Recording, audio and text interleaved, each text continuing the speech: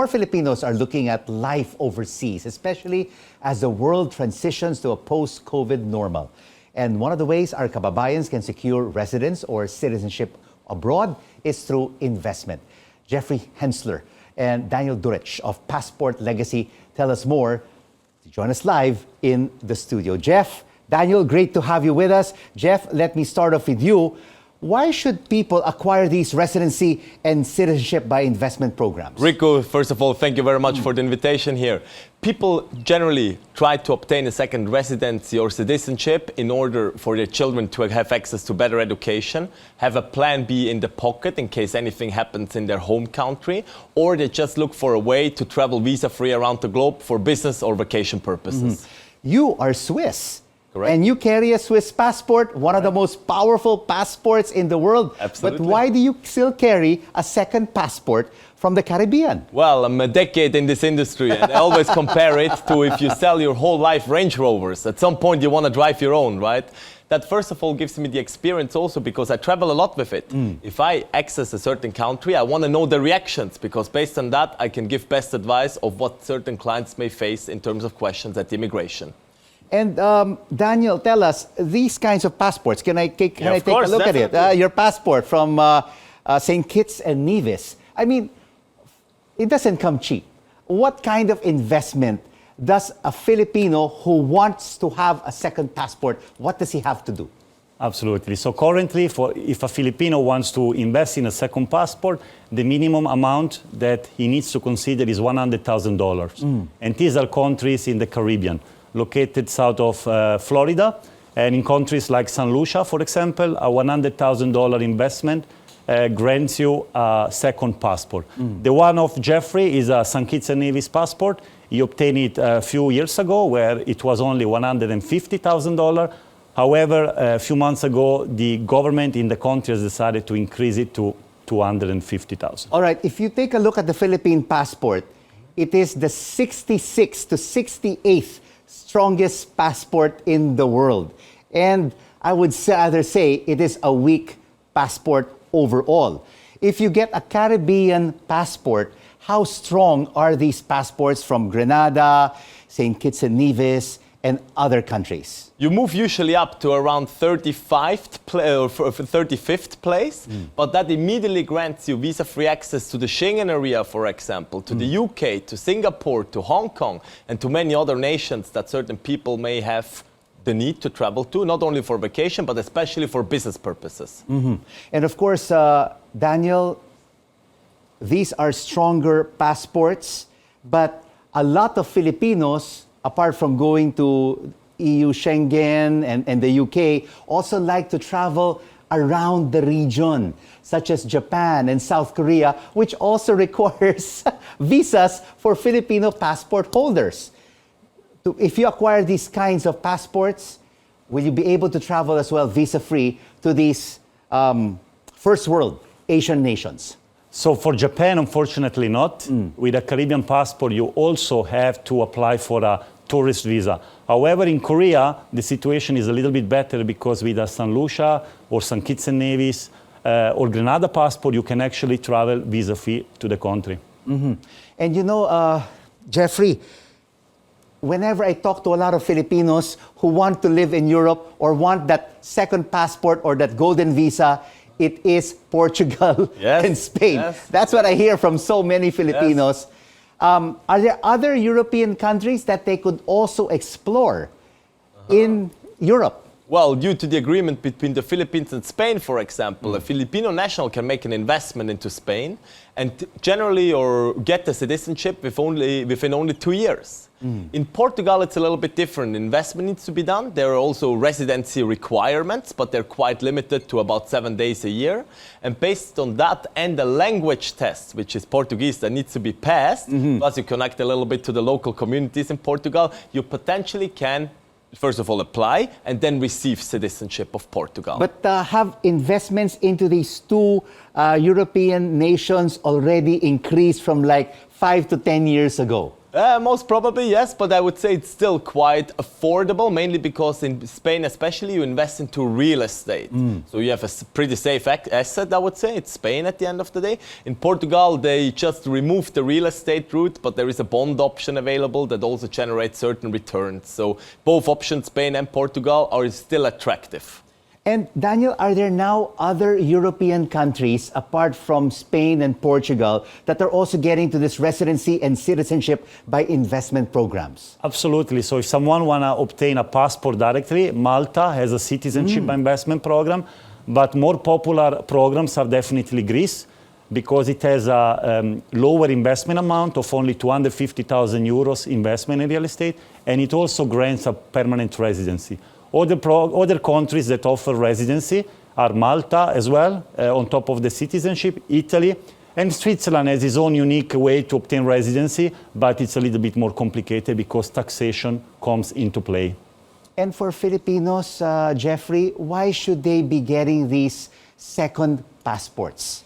Everybody has a different plan in their life, I would say. Certain Filipinos, they say, you know what, we would like to go to Canada or to the United States. We would like to have our children educated over there. I have a great business idea, for example, and Canada is very, very keen on your idea. So if you invest into your own business, about $250,000, and you go and reside there within 5 years approximately, you would be entitled to receive citizenship. So during the time you already can, and you also have to live there, at least 3 out of 5 years, and based on that, you will get citizenship. So that's one part of our clientele that comes to us. What about in the United States? There are so many, millions of Filipinos who live in the United States.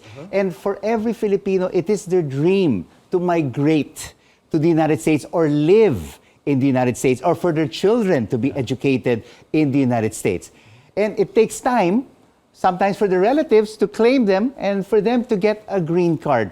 What is the other route? I'm sure it is also a heavy investment, but please let us know. Absolutely. Daniel actually just handled a client like that. Maybe you can tell more. That's correct. It's a pretty straightforward way with a $800,000 investment. $800,000 US dollars. That's correct. Okay. Worth to say that is an investment and the capital go back to the investor after 5 to 6 years. But this is the most direct way for an individual, a wealthy individual, to obtain a permanent residency or a green card in the United States together with the family. And the program is US EB5 visa. Very common visa. And very popular. Right, 800,000 US dollars, if you compute that to the current US dollar peso exchange rate, that's about 50 million pesos. Well, that's a lot of money, right? That's what the US wants, right? That's what the US wants. That's what the US wants, of course. But is it open to anybody? Can anybody apply if they have $800,000? Or are they investigated first about their background and where the money is coming from? Very important question. So programs all over the globe are generally open to all nationalities, besides some restriction because of sanction, like the Russians at the moment or the Iranian. However, every individual can apply as long as he can prove where the funds have been generated, as well as the individual and the family have a clean criminal background. These are very important conditions that we assess before onboarding clients, but as well, once we submit application to the different programs globally, the unit or the government will assess the background, of course, before giving an approval. All right, Passport Legacy, Jeffrey, was founded about 5 years ago? Yeah, correct. 1st of October 2018, yes. So how are you faring right now in the Philippines in getting new clients? Yeah, so about a year and a half ago, we started with our Singapore office led by Daniel. And we've seen immediately a big demand in Filipino nationals wanting to get that other residency or citizenship. So we have at the moment one person, a client advisor based here full time. We have a big processing department, of course, in Singapore. And now step by step, we come more and more into this market with opening our own office in the Philippines here in Manila beginning of next year. Oh, beginning of next year. You'll be investing here in the Philippines. Absolutely. With a representative office. Correct. But apart, of course, from Filipinos, who else from Asia are trying to take advantage of these golden visas and second passports? There is no really a nationality per se, because people just want to have a plan B, want to have more mobility, more freedom. So really, we have nationalities from all over the world. And in Asia, yes, Chinese as well, Indians, Filipinos, Vietnamese, Indonesia. So people just want to have plan B, want to be able to send the kids to better schools, want the kids to, when they reach 18 years old, to be able to make their own choice and be able to live whatever they want. So it's not a matter of nationality, it's a matter of I have the means, I want to prepare myself and my family for a better future. Are there other Asian countries also adopting this residency and citizenship by investment programs, Jeffrey? So Thailand has a visa that mainly speaks to people that wish to retire there, for example.